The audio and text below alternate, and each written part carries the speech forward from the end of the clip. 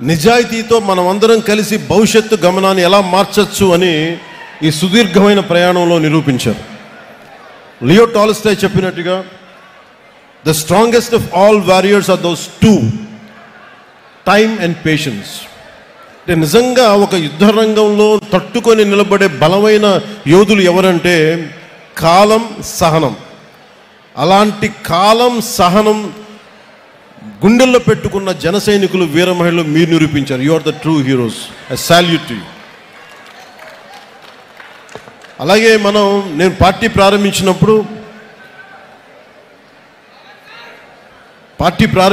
నేను ఏ రోజు కూడా ఊహించలేదు నేను పని చేసుకుంటూ వెళ్ళిపోదాను. కానీ ఈ రోజున తమిళనాడు నుంచి, కర్ణాటక నుంచి, ఒరిస్సా నుంచి, మహారాష్ట్ర నుంచి కూడా వచ్చి జనసేన ప్రయాణం మాకు భాగస్వామ్యం కావాలని చెప్పి చాలా వచ్చినందుకు, ఇది జనసేన ఒక ఐడియలిస్టిక్ పార్టీ. ఇది చాలా పార్టీస్ వస్తాయి, నేషనల్ పార్టీస్ దృక్పథం వేరుంటుంది. కానీ జనసేన ఐడియాలజీ బేస్డ్ పార్టీ.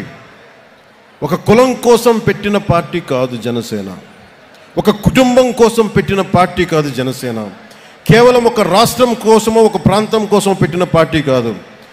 దేశం అంతా మాట్లాడాలి ఒక రోజు అని కలలు కన్నాను. దాన్ని ఒక స్వప్నం చూశాను నేను. జరుగుదో నాకు తెలీదు.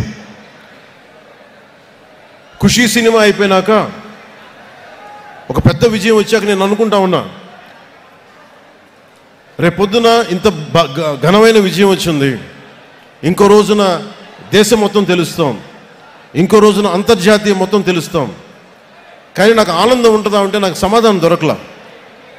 అందుకు ఆ రోజు నుంచి నాకు సినిమాల మీద ఎంత ప్రూవ్ చేసుకోవాలో నాకు తెలియలే. కానీ నాకేమనిపించిందంటే ఇదే నిజ జీవితంలో చేయగలిగితే ఎలా ఉంటుంది. దానికి ఆ రోజు నేను నిర్ణయం తీసుకొని ఎంత నలిగిపోయానంటే ఒకసారి నాకే అనిపిస్తే ఎందుకు ఇలా చేసుకున్నాను నా జీవితాన్ని అనిపిస్తుంది. కానీ ఒక ఉద్దానంలో ఎవరు మమ్మల్ని పట్టించుకోరు అని చెప్పి ఏడుస్తున్న ఉద్దానం కిడ్నీ బాధితులను చూస్తే నేను తీసుకున్న నిర్ణయం చాలా సరైంది అనిపిస్తుంది. ఈ రోజున కూర్చోబెట్టి ప్రతి సమస్యల్ని ఎప్పుడు రోడ్లంటే మాకు తెలియదు, డోలీ మోతలు తప్ప అన్న గిరిజన గ్రామాల్లో రోడ్లు వేయిస్తుంటే నేను ఆ రోజు తీసుకున్న నిర్ణయం సరైంది అనిపిస్తుంది. ఈ రోజున మారుమూల ఎక్కడికి వెళ్ళినా, మహారాష్ట్రకి వెళ్ళినా, లేదంటే తమిళనాడు వెళ్ళినా ఇంతమంది జనం వచ్చి నీకు ప్రేమగా పలకరిస్తుంటే నేను తీసుకున్న నిర్ణయం సరైంది అనిపించింది. ఈ రోజున నేను కష్టాలు కొలిమిలో నుంచి నలిగి వచ్చాను మనందరిలాగే. సో అందుకని ఇక నుంచి ఇన్ని సంవత్సరాలు నేను కీలకమైనది ఏంటంటే మన ఏ ఐడియాలజికల్ ఫౌండేషన్ మీద నిలబడ్డాం, దేని మీద వచ్చాం మనం, వీటన్నిటినీ ఒకసారి మీతో పంచుకొని 5 అంచెలుగా దీన్ని మీకు ముందు చెప్తాం.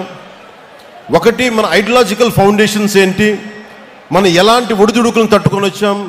అలాగే మూడోది, భవిష్యత్తులో మనం ఏం చేయాలి, ఎలాంటి ఒడిదుడుకులను ఎదుర్కోబోతాం, వాటికి ఎలా సంసిద్ధంగా ఉండాలి.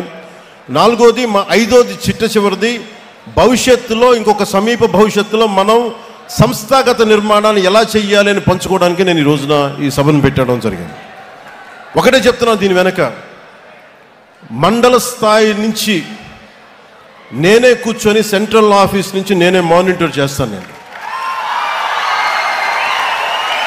మీరు అడగచ్చు ఎందుకు ఇంతకాలం చేయలేదని. నేను ఒక్కడే, శక్తియుక్తులు పరిమితం. అన్నిటికంటే కూడా you should be time tested.